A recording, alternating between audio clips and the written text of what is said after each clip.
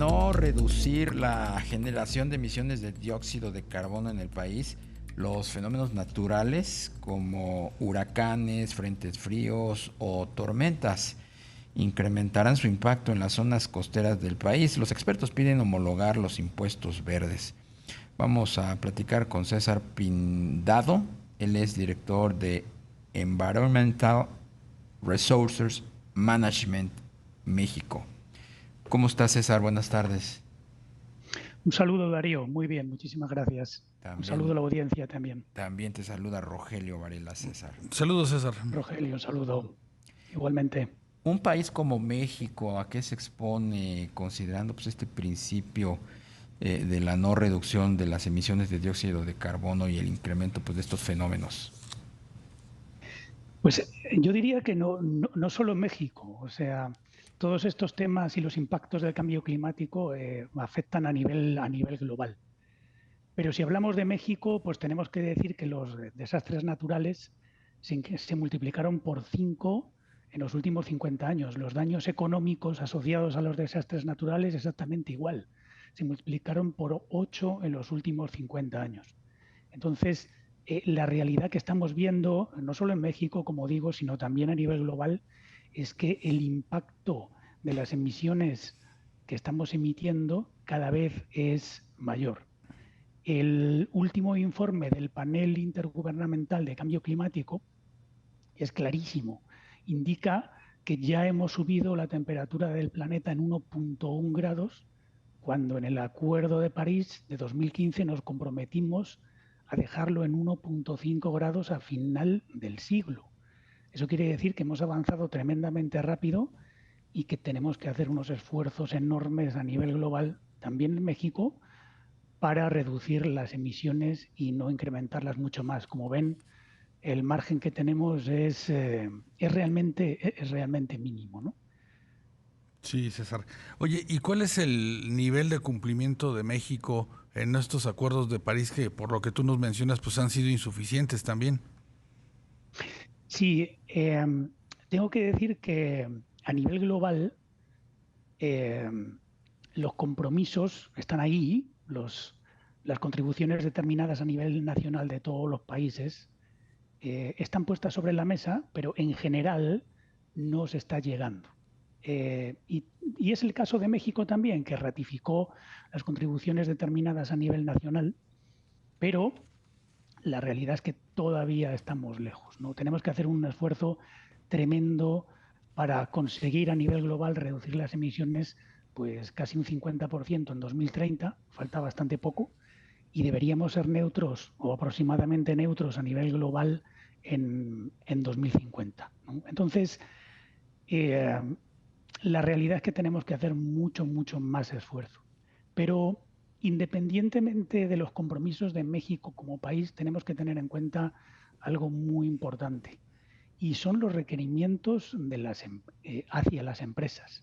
Recordemos que estamos en una economía bien abierta, tenemos muchos tratados de libre comercio internacionales y esos tratados de libre comercio pues nos empujan también a ciertas rutas de descarbonización que si no se cumplen, pues posiblemente vayamos a tener consecuencias, ¿no? Como país, no solo México, como digo, sino muchos países que, que estén ligados por estos tratados de libre comercio y que no estén cumpliendo. Pero México igual es para uno. las empresas, ¿no? Y México México es es uno. exactamente uno, así es, Está en así es. plena y Y franca incumplimiento. Y las empresas así es. mexicanas, ¿qué tan comprometidas están, César? Mira, yo diría que vemos bastante entendimiento, sobre todo de las empresas mexicanas, las multinacionales, vemos bastante conocimiento de este tema, integración de lo que significa esto en sus estados financieros a futuro, ¿no? La integración de los riesgos. Vemos que hay mucho entendimiento, mucho movimiento y que ya casi toda la empresa privada están haciendo sus estudios para, para entender qué riesgos a sus finanzas les espera en un futuro. No nos olvidemos que México es parte de una cadena de suministro global. Entonces, todos los requerimientos globales, desde el Pacto Verde en Europa, del Parlamento del Reino Unido, lo que posiblemente se venga de la Comisión de Bolsa y Valores de Estados Unidos, la SEC, con respecto a temas de cambio climático, que ahora mismo está en borrador, la ley de reducción de la inflación, impuestos a las emisiones, el mecanismo de ajuste en frontera de emisiones que quiere implementar Europa a partir del 2026. Entonces, vivimos en un mundo que está totalmente conectado y los requerimientos, pase lo que pase en el país, los requerimientos a las empresas cada vez van a ser más fuertes en este sentido, independientemente de las decisiones que tomen cada uno de los países. Claro. César, una alternativa que también pues ya se ve muy próxima es la aplicación de más impuestos verdes. ¿Qué tipo de impuestos son los que se tendrían que cobrar en México y en otros países pues para tener, digamos, que el soporte fiscal para pues poder reducir las emisiones de efecto invernadero? Sí, no, y eso es un punto muy, muy importante, porque la realidad es que tiene que haber un movimiento de capitales hacia proyectos verdes, proyectos en bajos emisiones, y que eso ya está pasando. Pero la realidad es que tenemos que ver muchísimo más de eso. Y vamos a verlo en el futuro.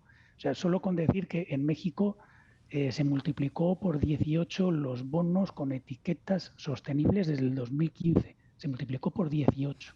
Entonces, la realidad es que el mercado en sí ya está generando que los movimientos de flujo de capitales vayan hacia donde tiene que ir para que las emisiones se vayan reduciendo. Pero me parece que hemos visto todavía poco. Vamos a ver una aceleración como nunca hemos visto antes, ¿no? En los próximos años, de aquí al 2030, solo por lo que comentaba al principio del requerimiento de reducción de emisiones tan grande que tenemos que ver de ahí hasta entonces. México y su gobierno fundamentalmente tendrán que pues allanarse a esos retos, ¿no? Porque pues los desafíos están planteados allí desde hace muchos años, pero México, su gobierno quiero decir, y particularmente este último, es el que se ha mostrado más reacio a cumplirlos. Hay que tener en cuenta que los diferentes países van a ir a diferentes ritmos de descarbonización. De hecho, en la COP28 en Dubái, posiblemente este sea uno de los temas de discusión, ¿no? El fondo de ayuda a los países que han tenido menores emisiones históricas. Entonces, sí, por un lado hay cierta discusión en quién debe reducir más rápidamente las emisiones, si es Europa, si es Estados Unidos, si es China, los países que más han emitido históricamente. Y hay cierta lucha por los países que han emitido menos, pues para hacer esta reducción a una velocidad pues, más pausada. Pero independientemente de eso, como bien dices, Darío, la realidad es que independientemente de los compromisos de los países, vamos a recibir presiones de los mercados a nivel internacional, queramos o no. Eso hay muchísimas regulaciones y la última, de hecho, que me estoy acordando ahora, son las NIF, ¿no? Todas las normas internacionales de información financiera que ya requieren análisis y reporteo de riesgos con respecto a clima a partir de 2024. Y estas normas de información financiera, pues la realidad es que se van a convertir en un estándar desde ya, Claro. juntando el reporteo de riesgos climáticos junto con el reporte de estados financieros, que esto es hacia lo que van todas las tendencias de sostenibilidad a nivel global. Pues César Pindado, director de Environmental Resources Management, muchísimas gracias por estos minutos. Gracias a ustedes, Darío y Rogelio. Un gusto.